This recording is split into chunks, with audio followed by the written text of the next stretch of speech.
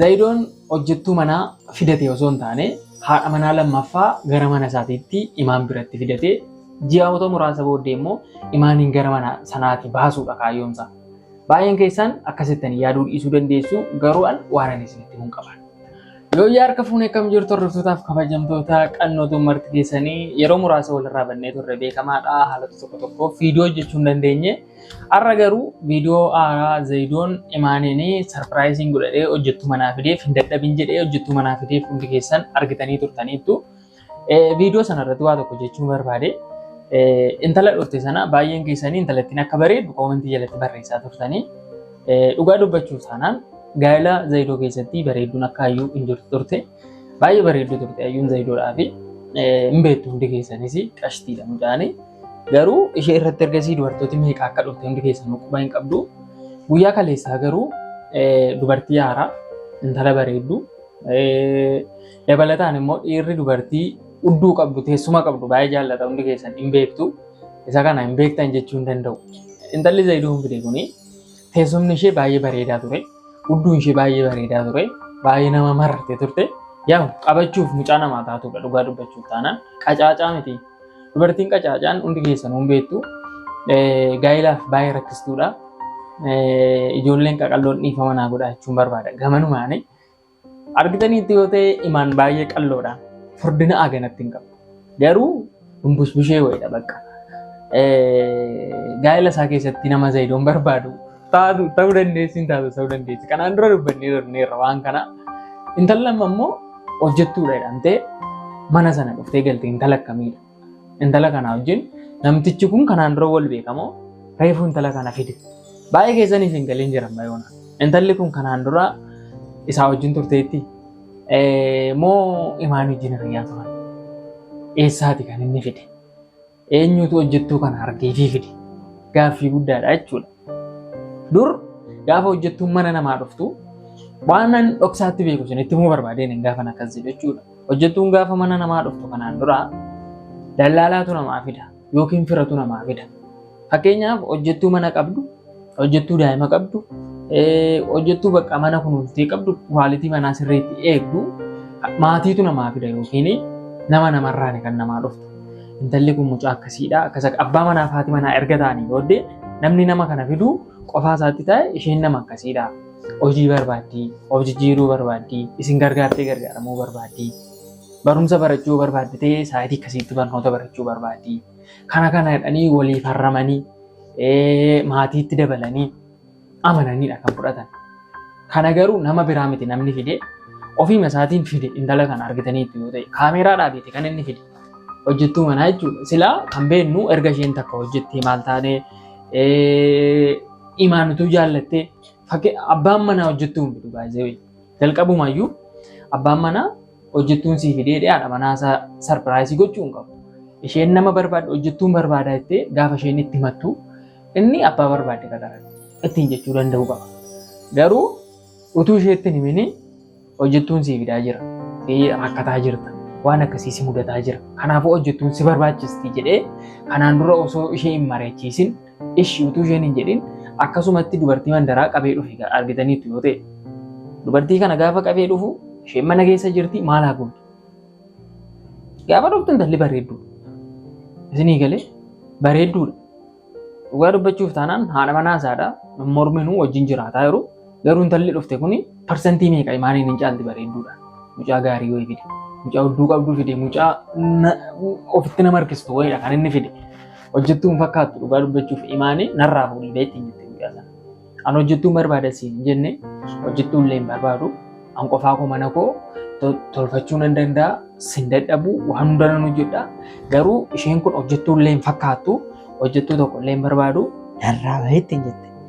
Dhugaa dubbachuuf taanaan abbaan manaa hojjettuun sii fidee ati boqochuu qabdaa. Fedhii haadha manaa isaatiif hojjettuu qabee fidu abbaa manaa gaariidha dhugaa dubbachuuf. Garuu imaan itti walii galuu hin dandeenye. Maaliif itti walii galuu hin dandeenye? Ati kanaan dura dubartii biraa irratti qabamteetta yoo ta'e abbaa manaa taatee haadha manaa ijoollee qabdu dubartii kan biraa bakkeedhaan ariita amala kee beekti yoo taate dubartiin utuu hojjettuu fiddee fi sinama narraa fuudhii baay'isiin jedhe akka waan taataaf anaa lammaffaa gajjachaa jirutti si ilaaluu dandeessin. Dhugaa dubbachuuf taanaan Zaidoon haadha manaa fide hojjettuu manaa fide osoo hin taane haadha manaa lammaffaa mana galfachaa jira. Kana sirriitti hundi keessan jala murtanii beekuu danda'u qabdu. Haadha manaa lammataadha kan inni fidate. Malee hojjettuu manaa miti maalii miti. Imaaniin goomsuudhaaf fide ta'uu danda'a. Hin callistee turte imaan kanaan dura. Intala kana akkuma inni fidee dhufeeni naaf taati baqa naaf taatu jetteetu isheen intala kana fudhatteetti ta'e gara ofii isheetiitti galchiteetti mana kanatti hambisteetti ta'e hin beekamu ammas hojjettuu ta'uu qabdi dirqamaan jedhee mana sanatti hambisuu danda'a namni barbaadu ta'e iddoo waan kana gochuudhaaf mirga qaba. Kanaachi immoo narraa baay'ee jechuu danda'a.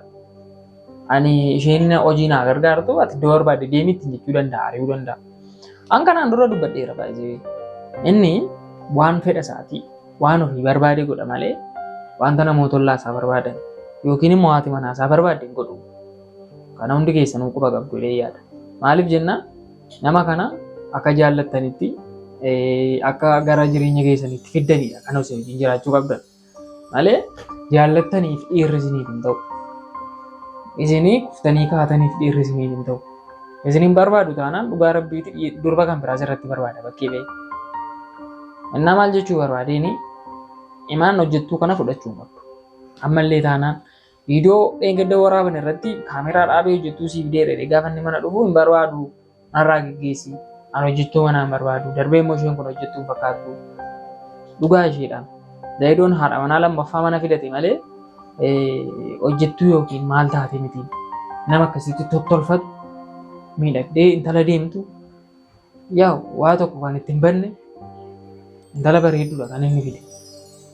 Innaa namni kun hojjettuu manaallee hin fakkaattu akka laaletti jechuudha.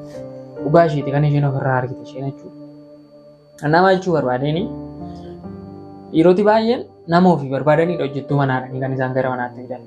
Kana dhugaa jiruun isinitti dhugaa rabbiiti. Dhiirri baay'een hojjettuu manaan fidee abaloota hojjettuu manaan argee kanaafuu nama hin fidaara maal jedhee haadha manaa isaa mari'achiisee kan inni haqee bakkeedhaa fidee dhufu rileeshinii wayii qabu yookiin nama biratti beeka fedhii intala sanaa qabu ta'uu danda'a. Mana fida haati manaa isaa hojjettuu ta'uu dandeessi hin deemtii isaatii malee gara manaa galuu danda'a ishee wajjin jireenya biraa jiraachuu danda'a dhiirri. Dhiira baay'eetu akkasii waan ta'eef jechuudha.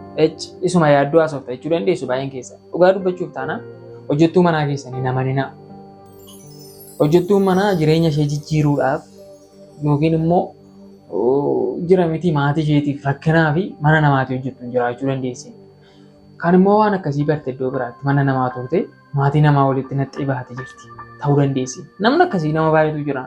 Namni mala hin qabne, namni mana maatii namaa diigu, namni naamusa hin qabne dubartoota baay'ee argaa oolla hundi keenya yoo hin beekna. Maaliif jennaan imaan dubartii kana narraa fuudhee hojjettuun fakkaattu kan isheen jetteefi tilmaama mataa ishee qabdi ta'uu danda'a. Innaa darbee immoo aga haati manaa keessadhaan hojjechuu nan barbaada hojjettuu manaa naaf fidii isiniin jettutti akkamitti yaadama dubartii bakkeedhaa qabdanii fidu dubartii uffannaa gaarii uffatu zannattee jiraattu. Intalli sun maal isheetu hojjettuu fakkaata isuma sirrii isaa yoo haasu dhugaa dubbachuuf taanaan homaa hojjettuun fakkaattu. Isin eegalee yoo waan biraa yaadee fidee waan biraa yaadee fidee malee intalli kun hojjettuullee hin fakkaattu. Bakka nama isaan wajjin jiraachuuf illee waan biraa hin fakkaattu karoora biraadha kan isheen qabdu mucaan kun. Maal jechuu barbaadeen namni isin jaallata ta'uu danda'a isin jaallatu ta'uu danda'a gaafa nama wajjin jiraattanii jireenya isaa jiraachuu qabdaniif jiraadha. Nama sanatti immoo akka hin banneef wajjin jiraadha. Gara fuulduraatti waan taatan beektaa waan ta'eef jechuudha. Maal jechuu barbaadeen hojjettuudha jettanii yaaduu dandeessu baay'een keessanii. Imaan intala kana bukkee tursitee ilaaluu qabdi jettanii yaaduu dandeessu baay'een keessanii. Garuu dhugaa dubbachuuf taanaan gobosiidha imaan. Kanaan dura hin callistii hin dubbattu turte Zaidoon ammanni waa godhu homaa rakkoo hin qabachu turte. Hawwiifaa ayyuufaa ofirraa ari'aan turte ittiin xiiqii qabachuu barbaadeen turte kanaan dura.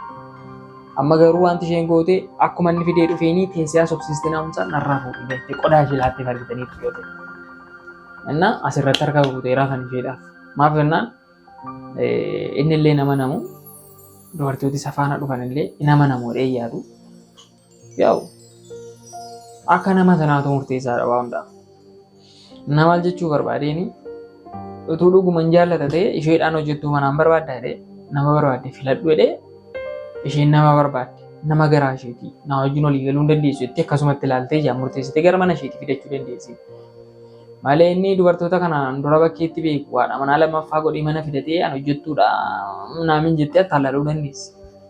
Na baga yeroodhaan dammaqxeen jedhaan imaaniin gama kootiin dhugaa rabbii goobasu baga ofirraa ariite gara fuulduraattu yoon dandeessa ta'e hawwiif ayyuu mana sana akka isaan hin seenne gochuu danda'u qabda.